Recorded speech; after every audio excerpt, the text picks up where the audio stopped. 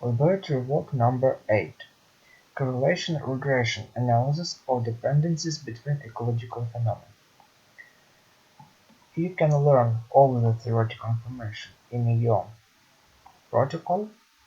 So in this laboratory work you have to determine the correlation values between two processes, between two characteristics, and to estimate the confidence intervals by the definition of the parameters of linear regression.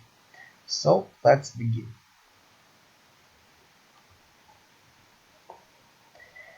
First of all, you have to input your initial data into this table, and you have to build the empty tables for your confidence intervals in such a way. You can take the initial data from this file according to your variant 1, 2, 3, etc. So you copy these values and paste into your worksheet. Then you have to calculate the correlation between wind speed and concentration 1, concentration 2, concentration 3, and temperature with concentration 1, concentration 2, and concentration 3. So as a result, you'll have 9 values of the correlations. 9 values of the correlations. The correlation value is calculated, as you know, according to the function correl. This function is more convenient than this good perfect formula. So in this function you select the first range and second range. Don't forget to fix the v values range because it is constant in all 3 cases for the v. When you calculate it, you can just multiply this formula. The v is constant, the c parameter is not constant. The v is constant, c is not constant. Then you have to calculate the student's criterion.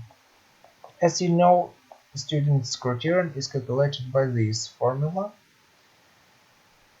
and we use following expression in our Excel environment to determine it.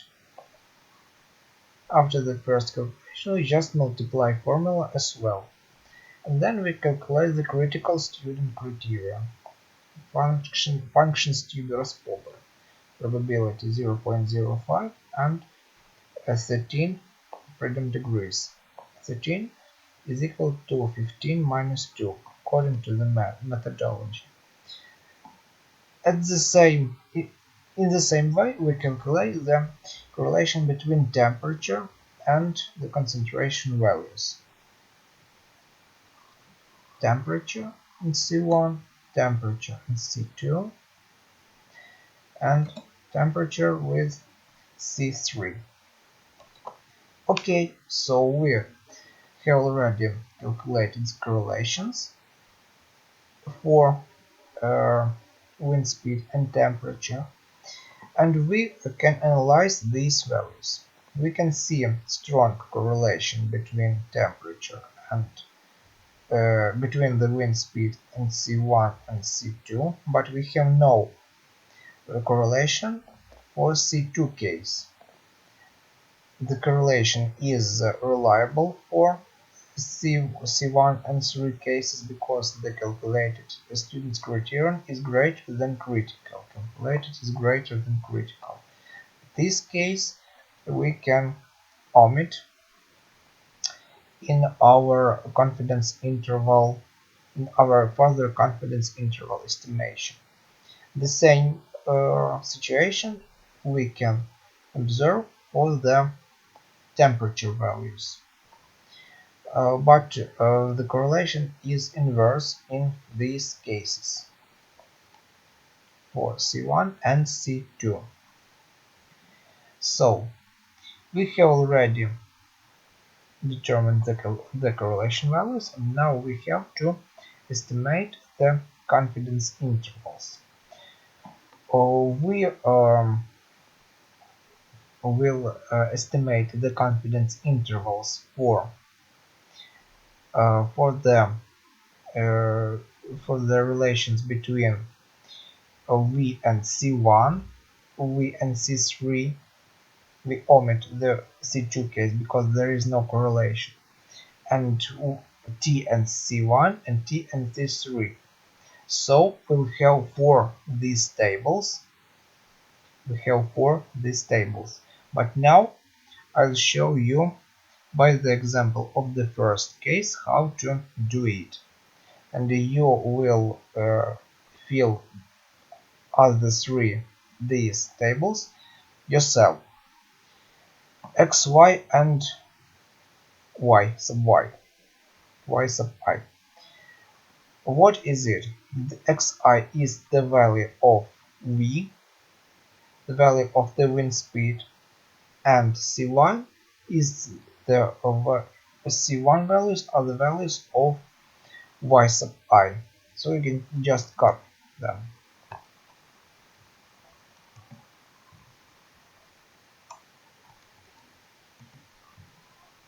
We have already copied these values, and then we have to fill this column.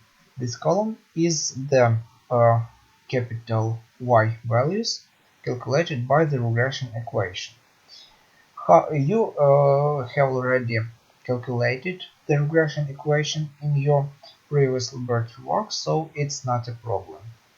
We build the graph dot diagram.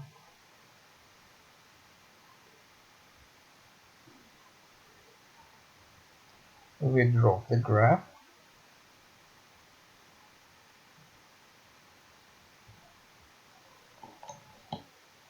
and then we add trend line. Добавить линию тренда, and then we change the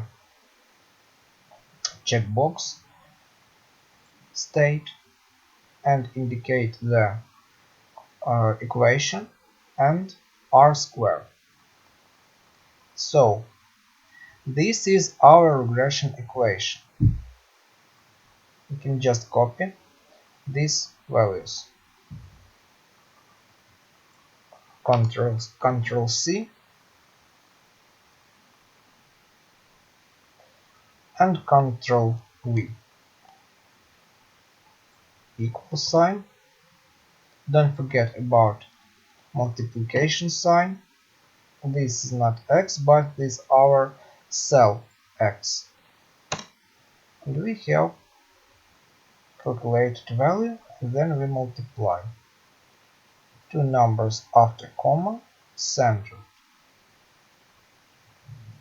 Copy format. OK. X squared, it's required for our further calculations of the confidence interval indices. Don't be afraid of these formulas. They are not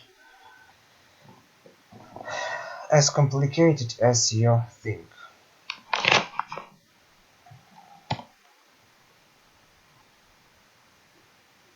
X by x.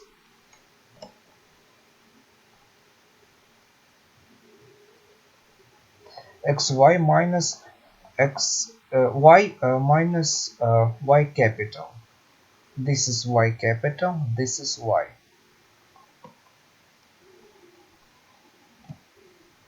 So y equal sign y minus y capital squared.